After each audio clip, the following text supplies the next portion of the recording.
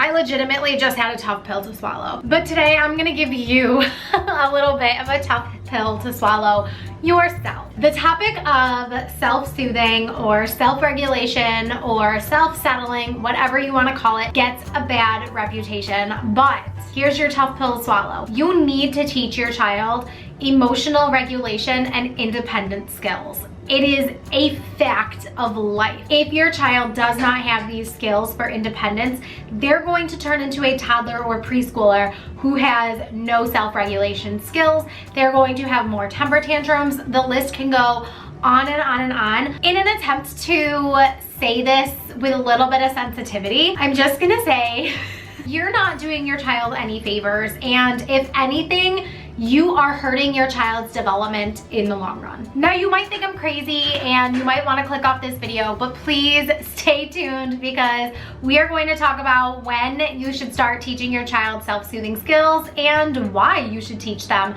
self-soothing skills. If you're new to my channel, my name is Missy. I'm a pediatric sleep consultant at Slumber & Bloom with my degree in child life psychology and child development. I do want to touch on the psychological aspect of self-soothing and why this is important for your child.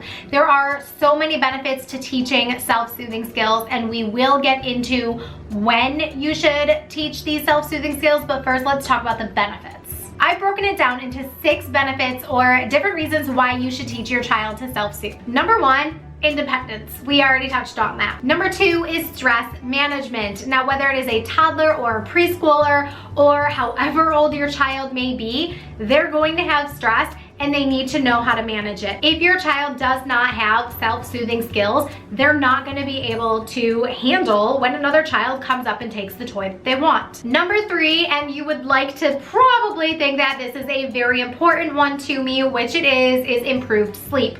If your child has self-regulation skills, they are going to have more consolidated sleep overnight and better behavior during the day. Number 4 is social skills. If your child is in a stressful social situation, maybe they're in a new classroom where they don't really know very many kids. If they have self-regulation skills, then they will be able to better manage the stress level of making new friends and dealing with the anxiety of social situations when they can regulate their own emotions. Number 5 is resilience. Children are resilient. Children who do not have these emotional regulation skills are going to have a harder time adjusting to change. That might mean that they have a harder time changing their schedule or changing their classroom or changing their routine. Maybe your child is usually dropped off at preschool by mom, but the schedule needs to change. Mom has something else to do and dad needs to drop off at school. A child with emotional regulation skills will handle that quite well and possibly be excited about it. A child who doesn't know how to regulate their emotions may kind of go off the rails and not handle it very well. Kids without these self-soothing skills do not do well with change. And number 6 is long-term stress reduction. Now, we can go on a whole tangent about long-term stress versus short-term stress when it comes to teaching self-soothing skills, but I will just kind of tie it all up with a bow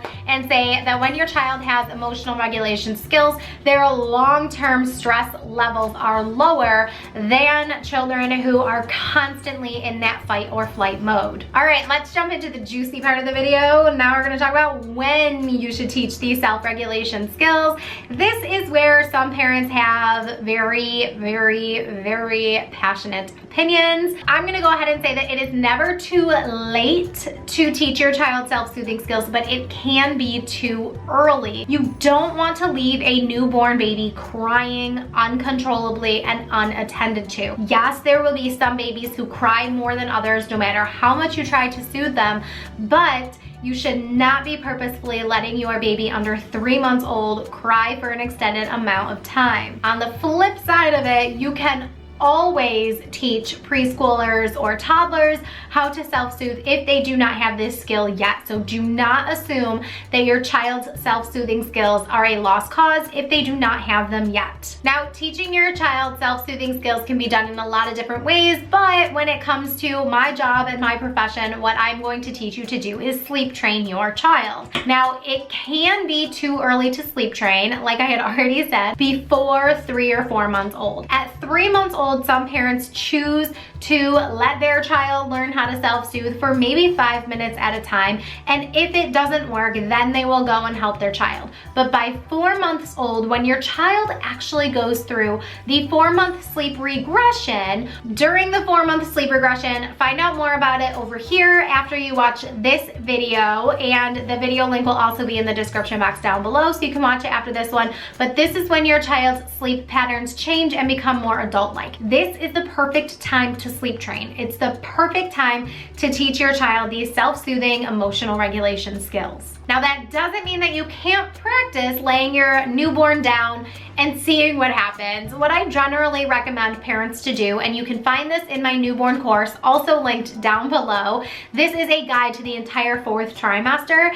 And what I recommend parents to do is to lay their baby down for the first nap of the day and just see what happens. If the baby starts crying, then of course, help your child settle and fall asleep. But if your baby falls asleep independently, then they are learning self-soothing skills without having to cry it out, cry for an extended amount of time, or even really know what is going on. It is a great way to teach your child these skills from day one, but it is not by any means sleep training. It is literally just practicing self-soothing skills. So when does that change? It changes during that 4-month sleep regression, and that is when formal sleep training should take place. I always recommend parents to sleep train between 4 and 6 months old for the easiest, fastest process. That doesn't mean that if you waited longer that you're screwed. It doesn't mean that at all. Any child or human in general can learn behavior modification skills. The older your child gets, the more involved they should be in the behavior modification process. Now, that doesn't mean that you're gonna sit down and say, look, Johnny, we need to start some behavior modification so that you can learn some self-soothing and emotional regulation skills.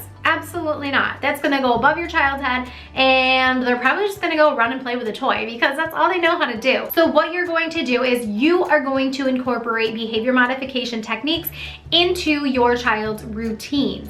You want this to be more child-led. You want it to be your child's idea, and you want your child to want to learn these skills even though they don't even know that they're learning. This can be done through play or play therapy. You can work with a play therapist. It can be done through sleep training strategies, working with a sleep consultant. Hi, hey, hello, hire me. Links in the description box down below. And I will help you set up all of these systems for your child. Now, it will take longer to implement these changes as your child gets older, but like I said, it is never too late to introduce self-soothing skills for your child. It is a skill that they are going to need forever. Now, I will kind of go off on a tiny tangent here and say that in my years of working with children, and my years of working with children began when I was 12 years old, and I have never had a job not working in the early childhood field. So I have worked with thousands upon thousands of early childhood age children.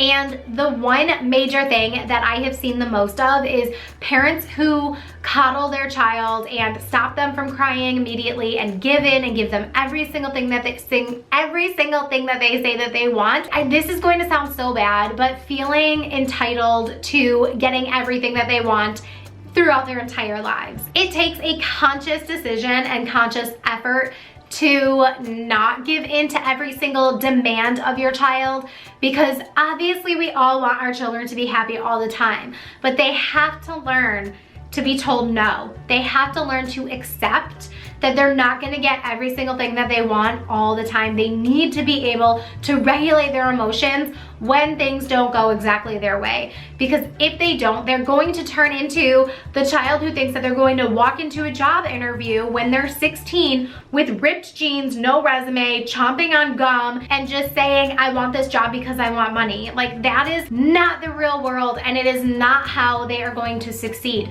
So if you can instill these skills in your child from a very young age, why wouldn't you? The sooner you implement these skills and the sooner you give your child this skill set, the better that they're going to be throughout their entire lives. Don't forget that I have a pediatric sleep consultancy. It is called Slumber and Bloom, and I am here to help your baby slumber so they can also bloom. If you need a one-on-one consultation where I am giving you step-by-step directions on how to fix your child's sleep situation, check out the link in the description box down below. That will lead you to my website that has all your different consultation package options. I would love to work with your family one-on-one and help you teach your child these self-soothing emotional regulation skills. I promise that if you follow my sleep plan and do everything that I tell you to do, you will see so much progress in at most 2 weeks. So imagine the world of difference that 2 weeks would make in your life. So do not hesitate to contact me if you are in need of my services. I am happy to help. Don't forget to check out the video on 4-month sleep regression and self-soothing, and keep blooming. Mwah.